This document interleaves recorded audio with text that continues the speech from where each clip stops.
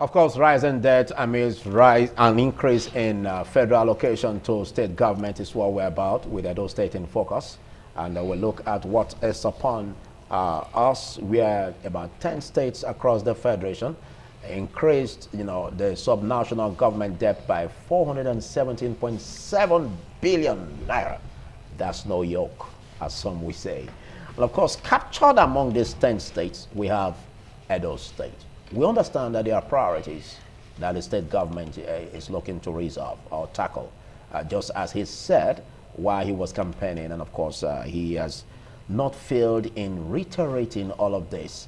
We see projects that one can mark at Ramat, the flyover project. And of course, he is promised to revamp the health centers and schools.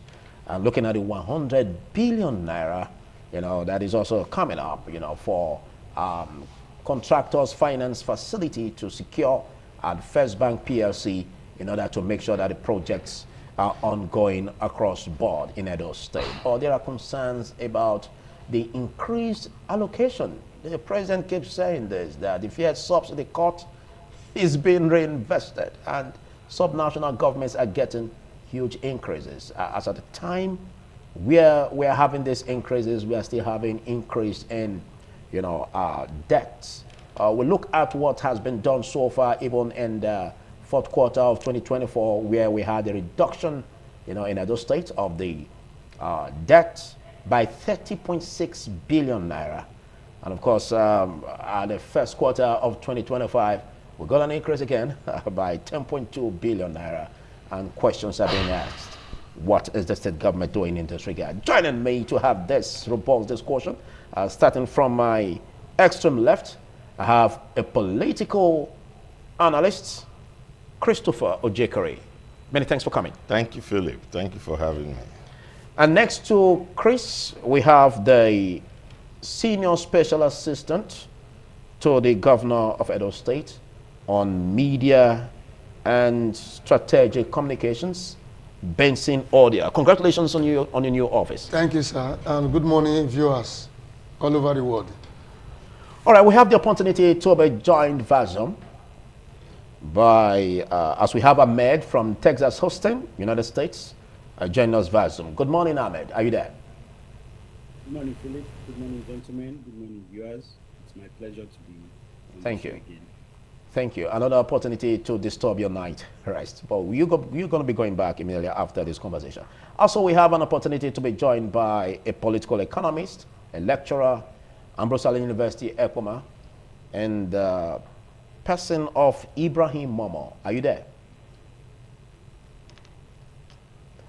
Okay, as soon as we can get Ibrahim Momo on, he will be joining. Okay, good morning, Ibrahim.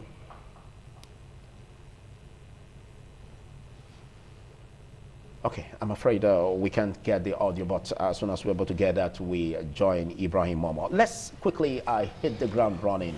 The issues about how to explain the rising debt profile, in spite of the increased allocation, is quite a concern. I don't know how you will react to this as regards Edo State, Chris.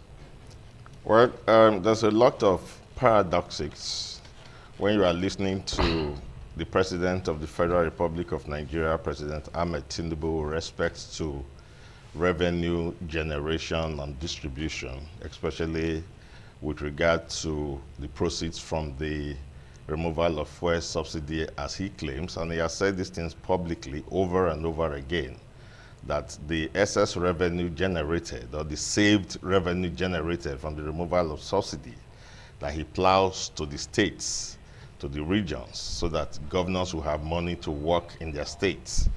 And he even went as far as suggesting that they might even have what you call the forest guard. They could increase the number of people they will recruit into the forest guard to help with security in our bushes and all of that. So the president seemed to believe and to insist that he's making money available to the states. So it's an irony when you hear that states are at the same time simultaneously borrowing so much that they are plunging their states and plunging the nation into debt. How do we reconcile this? And that's why there are a lot of paradoxes. Now, with respect to Edo State, I think it is easily explained. We have a governor that had no plan when he came in. And I say this respectfully because he didn't have a manifesto and he had no policy direction, no economic blueprint. We still haven't seen one. The thing is that if you are unable to organize your mind and organize your government and have developmental indices with which you measure your own government, and you have KPIs with which you measure your own government, your government is going to be a government of whim and caprice. The governor has not even been sworn in when he told us about a flyover, when he has not generated one kobo and he has not even seen the size of the budget. And till date, as we speak in Edo State, nobody, including his media advisor here, can tell you how much the flyover is costing. There is no information anywhere if you go to the website. There's no transparency, there's no accountability to the people. The governor wakes up by whims and then picks a project and picks a program and executes it with taxpayers' money. There is no plan on ground. There is nothing we are following. So before you knew it, as soon as they swore him in, before he gave a budget, he bought cars for his aides worth about 6 billion by our records. There were cars in government house. There were cars that were just recently bought by the past governor. They were in good shape, in the best shape as any government house can desire. He shared that to political cronies, gave one to the APC chairman, and then bought new vehicles for about 6 billion naira. Shortly after that, he bought vehicles for all the local government chairmen. And when he was delivering those vehicles to the local government chairman, he said, I'm not just buying you this SUV for your use. I'm buying it for the use of the entire local government. And I'm going to be watching whether you are playing according to the rules and delivering results. And I was thinking, so the governor seemed to have a mentality that new cars, SUGs bought by the people's money without plan, produces results in governance. And that is why as he was delivering the vehicle, he was telling them that he is going to be watching them, whether they were delivering, now that he's giving them SUVs. So you see, it shows you, for those of us who have been in government and don't understand what governance is, instead of the governor to be discussing blueprints and programs and talking about productive economy as the previous government did, he's talking vehicles, he's buying vehicles. So that is one point on one part why he's failing. Second point, the government has a huge burden of legitimacy on his neck. And he's being blackmailed by his party, the APC. Because of this burden of legitimacy, he wants to prove himself that he's a loyal party man. That's why every time he speaks, he talks about Tinubu. Even if he pays salary, he thanks Tinubu for it. He says Tinubu, he's able to pay the salary as a result of Tinubu. And so seeing this vulnerability, people like Oshomole and the others are exploiting it. And so every single program on X that APC wants to do, they bring it to Edo State. And he can't complain. He hosted the so-called South-South APC Summit, where they endorsed Tinubu for failure. He hosted the so-called Governorship Forum, APC. And God knows how many more things he's hosting that we are not hearing. All of this costs taxpayers money. Because he is vulnerable, they push it to Edo, and they say, don't worry, Edo man will take care of it, because he wants to get recognition. He wants to ensure legitimacy. So in Edo State, what we have is quandamania. We don't have any plan. We have no economic plan. We have no blueprint. We have no productive economy. So we'll continue to borrow, despite the fact that the federal government is pumping so much into Edo State. Well, let's switch attention to the SSA, to the governor on media and strategic communications. He said a lot, but I don't know how you're going to intercept that. Well, first of all, I want to believe that the people who are watching, they are from this state, and also they are also part of everything that is going on in Edo today. You see, politics is not all about talking and making some unclaimed and unsubstantiated claims. You see, the role of opposition, just like he is, Ojekere is, the opposition role is for constructive criticisms. not for coming and be making some statements that are not verifiable. If you look at it, this government, as it is, when you are talking of accountability, transparency, equity, fairness, which are sine qua non to good governance, you will talk about the Akpako rescue, you talk about the Senator Monday Okpebolo. When he was campaigning, he did tell us that I'm going to, when you elect me, the program and the slogan of his campaign was more work, less talk. Today, the governor is not the type that will be speaking Queen's English to bamboozle and to ridicule the electorate. He's talking, he make reference of the former government in terms of economy plan, blah, blah, blah. Edo will be like Dubai in 2027. Edo will be like Johannesburg, like Singapore in 2040. All those are economic projections that we are not that we are not reliable.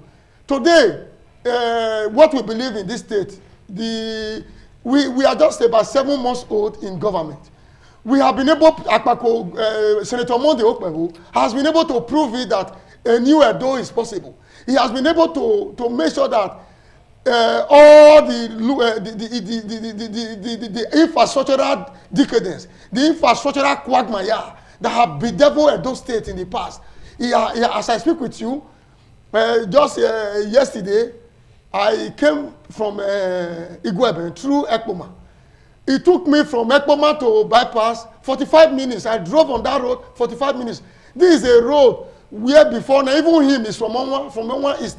Before now, ask him if you want to go home. If all of us, there was a day, even all of us, we were stuck on that road at Ubiaya. We spent up to 7 hours there. Okay, but excuse me, I'm coming. I also, while you are saying that, I also want you to quickly explain how justifiable the 100 billion naira, has been requested, though it's like for a contract, finance facility that will be drawn by contractors, but guaranteed by the state government from the First Bank. So how achievable is the government going to achieve this, or ability to pay this huge amount at the end of the day? Good. You see, before you cut me, I was flowing.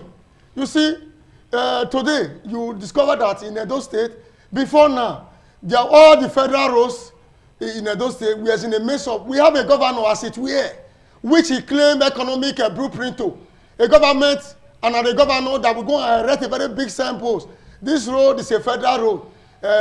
Please bear with us, Edo State government. As I speak with you, because of the practical governance, and the people-centric leadership quality of His Excellency Senator Monday Okpebolo, those roads, those signboards has disappeared. All those faith portions of federal roads across the 3 senatorial districts has been fixed. All you said? All you said?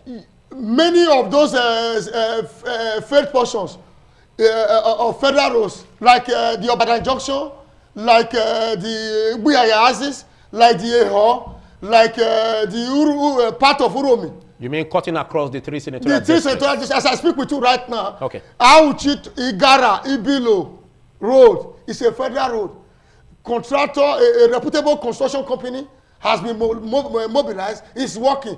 The reason behind it, when I have opportunity to ask my principal, His Excellency Senator Monday Okpebolo, I say, why are you spending such huge amount of money fixing federal road? Do you know what he said? He said that the federal government, there is nothing like federal people. The road is only just a federal road which is situated in Edo State. The people that are suffering because of the deplorable situation, condition of the road, they are Edo people. That was the answer he gave to me. So, by and large. Okay, so the state government has responsibility to fix federal roads. Yes, the state government. Even without getting, approval from the federal government. There is an approval. There is an approval. Let me tell you. You see, the former governor, as it were, was just playing politics by not fixing those roads. Okay. See, let me tell you, that's what we call Bureau. There's an agency that's called Bureau of Public Procurement. Okay. So, it's just for the state government, the Commissioner for Finance, and other government agencies to write. Okay, let me allow you break. I'll come back to you. Let's quickly get to you, Ahmed Mamadou. You see what has been happening, of course, what Christopher Ojekere said. as regards the need for accountability and, of course, the debt rise we're having in Edo State at the point where it was really, reducing, but we have an increase, the first quarter of 2025, coupled with the 100 billion naira loan request by the state government. I don't know how you want to meander or tackle this. Again, Philip, let me thank you for inviting me to share my thoughts on some of these burning issues.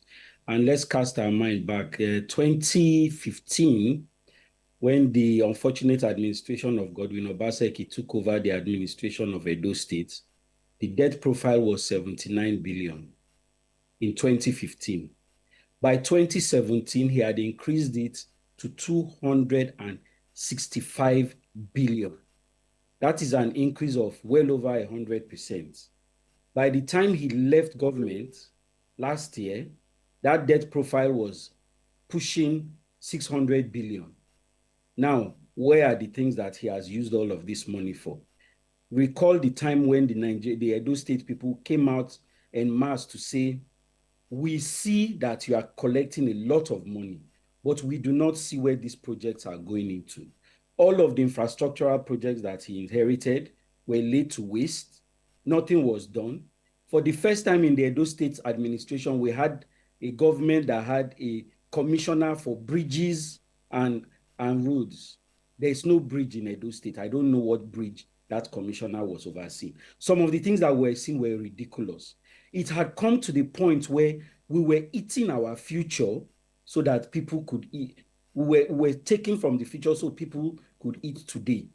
Things like the library, a national heritage site, that future generations of Edo youth would come and expand their horizons, open their minds, were broken down.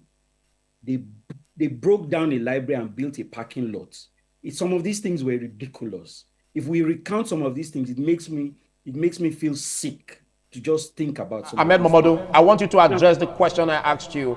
We're talking about the loan as requested by the governor of Edo State. Yes, I want you to go straight to the point. It's not about critiquing the past administration, but let's look at what the present administration has as regards tackling the debt that we are having at present, and of course the loan request. Can you justify all of this?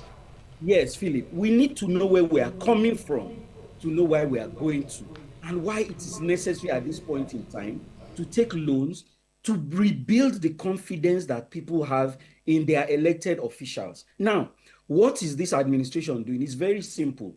The main planks of the administration are, number one, to restore public confidence in their elected officials. Number two, to restore the trust. You see, there's a contract between the electorate and the governors and the officials. And how do you do this? By improving the condition and the standard of life. What has this governor done? He has done very simply, look, let us remove all the protocols that remove governance from people. How do we do these things? By building on infrastructure, by improving the lives of the people of Edo State, by giving out bursary loans, by building roads, bridges, and improving the day-to-day existence of these people. Let us take a simple thing like the issue of cultism.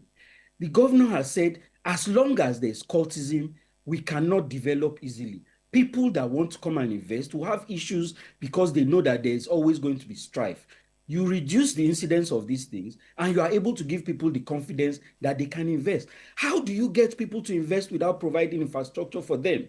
You need to increase power generation. You need to increase access to rural areas. You need to increase the buildable land. And then you have to also focus on manpower development. Recently, the governor now announced that all Edo State indigenes up to a certain point in their tertiary education are going to be granted bursary, as it was done in the olden days. The foundation of any modern society is the brain and manpower that you are able to develop. How do you get all these things without loans? There's no way.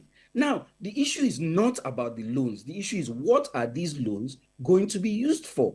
And are they going to be able to pay back? Yes. If you build manpower, if you build infrastructure, if you build the requisite foundation for people to come and invest, there will be multiplier effects. All of Edo North, Edo South is full of abandoned industries that need to be resuscitated. Where are we going to get the money to do all of these things? Look at recently what Dangote said he wants to do in Okpela. He needs to be able to access Okpela, to be able to evacuate the products that I mean, the cement that is done in that area. How do you get there? There are no roads. Obaseki was putting federal road. How do you put a signboard that says this is a federal road when it's Edo State people that are passing there? Now, Dangote is telling you he wants to evacuate his products. He cannot get access to these sites. What is going to do? So what this governor is doing is telling you, look, we need to get loans. We need to expand the infrastructure for these areas, and we need to be economically viable before we can now start going to tell people, come and invest in Edo State. The first step is to beautify our house, get things in order, and then we can invite people to come in and then do what is necessary. We understand that the priorities of government are enormous. Of course, the projects before government, are really enormous. But let's get the thoughts of a political economist with us, Ibrahim Momo. I want you to make sense out of this. How sustainable is the debt has been generated across the state, most especially of Edo State? Is it sustainable? Do you see possibility of the states being able to finish strong and tackle this in spite of the challenges? Thank you very much for having me. Good morning. First is to put it out there that debt is one of the ways governments raise funds, particularly to execute critical projects, projects of strategic interest. And so the first element of the course is the fact that there's nothing wrong, absolutely nothing wrong with taking loans or incurring debts. What perhaps people will complain about is to what ends are we putting those debts? And so the first thing to say is that for this particular 100 billion naira, it is tied to infrastructure and is going to be paid to the contractors directly, and not to, it's not that the government is taking money to embezzle, taking money to spend. And for those who live in Edo, particularly Benin City, and travel around the state, we appreciate that Edo State has recently turned to a huge construction site. Whether it is particularly for those who travel around the state, whether it is the Ramat Park flyover, which is a huge capital investment, and something that if Edo State, for example, was going to have to pay for that project from its coffers at a go, definitely when it comes to education, security, health, infrastructure, other infrastructure, and indeed agriculture, the five plank of the governor's shine agenda, there's no way he can afford to, or the state can afford to do that. So yes, the first element of the discussion has to do with the fact that what ends are these loans? It's not. It's enough to just raise a figure of say, the government is borrowing 100 billion naira, but what ends is it putting that money to? Are there critical infrastructure? Is it that the government is collecting the money in order to embezzle? For all of this, you can say yes, the critical infrastructure, there are critical projects going on, and no, the money is not going to be paid to the government so that the government comes so that they can pay. No, it is tied to infrastructural projects. So for me, I feel nothing absolutely wrong from an economic, political economic point of view in the 100 billion naira loan that the government is taking. All right, thank you so much, Ibrahim. No. Thank you so much.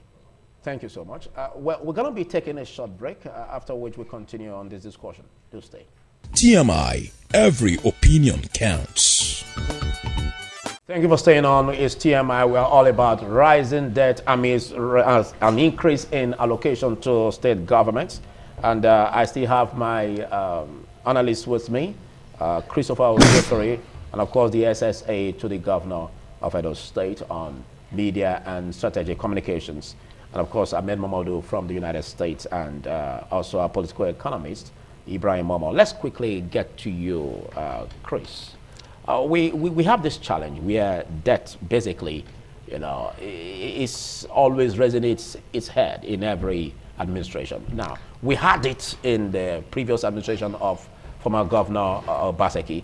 And of course, being that as it is, we are having a project that is seen as very laudable under the present leadership of the governor, Senator Mondo Okpebholo, the Flower Project. I don't know if you've been there recently.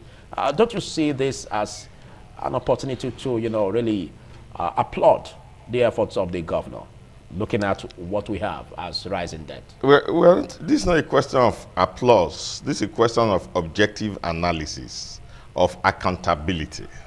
Now, let me quickly respond to some of the things they said. First of all, they flew the kite that Obaseki was owing 600 million or 600 billion, which of course we debunked. It was a lie. In fact, they don't know what Obaseki was owing, because at first they came out with 600 million, later they came to 78 billion, later they came to 82 billion. Obaseki, I have it on good authority, left 30 billion in that coffer. Outside the debt that was being owed by the state. Now, outside the debt, are you saying that there was no debt owed in the time of Obaseki? As the political economist told you, yeah, debt is an acceptable part of running a government. Every country in the world is owing. But what debt does and should do is that debts are tied to projects. And those projects must be projects of productive economy. You mean loans? No, projects. No, you say debt are tied to projects. You mean loans are tied to projects? Yes. Yeah. That's so. When you take loan, you owe debt. Now, they're tied to projects. And they must be productive economy. Yeah. You don't borrow to waste on APC South-South Governors Forum, APC South-South Leaders Forum, waste on buying SUVs for your local government, unelected local government chairman, waste on SUVs for your aides. Obaseki left 60 massive, because he was talking about, giving statistics, 60 massive retail store in what you call ShopRite today. You collect revenue from there. Obaseki left ESOP, Edo State Oil Palm Program, Fayus Farm, Saturn Farm, Duffy, the makers of Indomie, and so many other farms. They invested. They are yielding results. They are yielding revenue. You are collecting the revenue today. Obaseki left a state school of nursing that is producing manpower that Ahmed was referencing. One of the best nursing schools in Africa. Okay. Hold on. Okay. I am saying that we're not about what Obaseki left. Yes, we are talking about what is model of governance. Yes. The model of governance is that when you are talking big money, you should be showing us big production economy. Exactly where I'm coming. Hold on. Exactly where I'm coming. Yes. We see the infrastructures at the present administration of Senator Mondo Okpebholo. The infrastructure that's ongoing. We've never had the flyover project. Hold on. That was why I said, hold on. Have you been to Ramat? Hold on. Again, the SSA raised a very vital issue as regards, traveling from here to Ekpoma, Auchi. Look, Philip, you interrupted me. I said I want to respond. I want your reaction. I said I want to respond to the thing I said you are interrupting me. It's not I am saying, no, hold on. I am saying to start with, because you must miss accountability with what you are saying physically. Does he know how much the flyover costs? Do you know if your governor had traded your state and had promised 50 billion to the Chinese company that is building the flyover and is taking 100 billion and it says infrastructural project that has no list? What infrastructural projects? Is it taking 100 million? That's a speculation. Yeah, hold on, no! It's been approved. If you are submitting it to the House of Assembly, you will list what you want to use it for. You don't just say infrastructural project. Did you list them? Now, that's number one. Number two, what is the productive economy from that flyover vis-a-vis or counter as against the debt that you are borrowing? The flyover is taking you from Ramat Park and just dropping you after Ramat Park. So what is the economy? What's the productive economy there? Apart from the fact that it will ease traffic, and there have been no traffic on that road because the traffic that was being caused on that road was DVD, which is down the bridge. As soon as they fixed that DVD bridge, that road was flying. So hold on. Because are you trying to say that it doesn't make sense having that project there? The only sense it makes is that villagers who are coming from all the Esan villages will see that Edo has flyover. It's not generating any money to the Edo coffers. So that's what I want you to know. So that's number two. But if you go to the massive store, ask him how much do they make there every month? How much do you make from the palm oil every month? How much do you make from ethanol factory in Olugbo every month? So that is how you measure. You have to be an economist and balance what you're investing against your return on investment. So what we are saying is that the money that is being borrowed from the antecedents of the governor is that he's spending them on profligate, party-pleasing affairs. We're not seeing him investing. Now he speaks of the road. Between here and Ekpoma, fine, but not inside this one. I went through Ogwa, and by the time we got to Bele Junction, we went to the left. We were trying to go from Uromu to Obiaja. It was terrible. Our vehicle almost got stuck. Okay. So now, listen to me again. Okay. Obaseki constructed over 500 roads. Where? Now, hold on. He constructed, you say where? Yes. Your Amagba Iriri Obazagbon Road opened up that new community. That's how you construct roads. He started with Navy Street, where you used to have that terrible traffic around Ring Road, and that cleared it off. Lucky way, he did that. Okay. And we are saying where all the roads that connect from PZ to Sakwamba Road. All right. Eredia that connects to Sakwamba Road. Thank you. Obaseki did all of that. Thank you, Chris. So Obaseki constructed 570 something Okay, roads. I'll be coming back to you. The point I'm making is, you are saying Igara. Donuts from Igara to, once you pass Ikpeshi to Ibilo to Igara, can you pass there? As I speak with you. So hold on. I'll come back to you. I'll come back to you, Yes. Chris. I'll come back to you to make your final remarks. But let's look at how sustainable all of these projects will be. It made mention of the economic viability of the flyover project. Excuse me. It made mention of the economic viability of the flyover project. And there are a lot that speaks volumes about the projects that are being taken under the state government. Now, all of these loans, do you see the possibility of the state government handling this to a point where we can say our debt to be reduced, most especially looking at the IGRO? What is the level of IGRO at present in Edo State? God bless you. Mr. Phillips, you see, politics is not all about making noise. You see, there's a saying in our local Edo palace that which means if a woman did not marry two husbands, you cannot testify the one that is better. Are you trying to encourage polygamy? Excuse me. As it is today, Edo, as a state, we have married two husbands. We have a governor that have just come in, just barely 8 months in office. He has been able to demonstrate that a new Edo is possible. Today, Edo line, we have a new Edo line, over 300 brand new vehicles.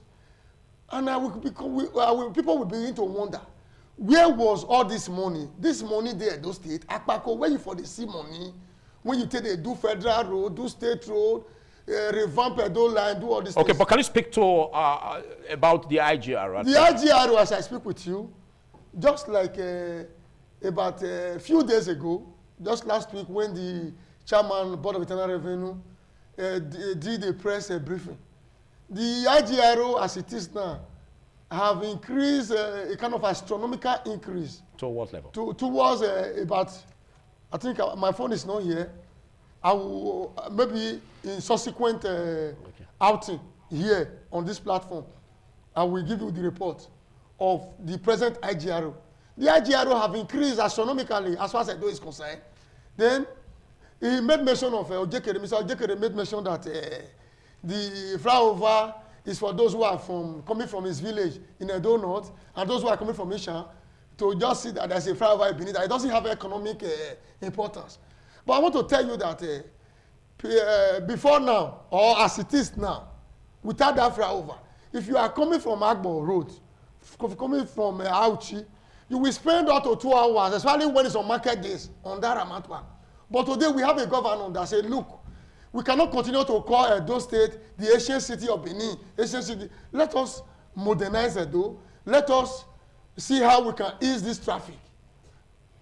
Today you are not saying that the flyover is not important. I think, excuse me, if you say this in a public place, I think the reaction you will get from the Edo EDG, you will not be happy. Of course, it's new to the state, and basically is going to be enjoyed by a majority of the citizens. Thank you. And number two, so, look at other key infrastructures. Okay. In terms of health center, as I speak with you, the health center where I was born in Igwebe is receiving a very massive transformation. Okay, you said a lot. I'm coming. He made mention of infrastructural project like the flyover without any documentation. Yes, you said that. And there is no how Edo State House of Assembly, under the able leadership of Right Honorable Blessing Agbebaku, we approve a facility for you, or a project whatever for you, without you laboring it on how the cost implication or what have you. The House of Assembly, which I know in terms of their oversight and the workability of government. Okay, thank you. So vis-a-vis, Edo is working, a new Edo has risen. Akpabomisa is performing beyond the expectation of the electorate. Let's get to you, Ahmed Momodu, in 2 minutes. Let's get to see the pause, what you have to say as regards the development of IGRO under Senator Mondo Okpebolo. So there are 3 factors that will contribute to the IGR development. First of all, you have to build a viable economic base, and you have to make the economy of Edo State more attractive to outside investment.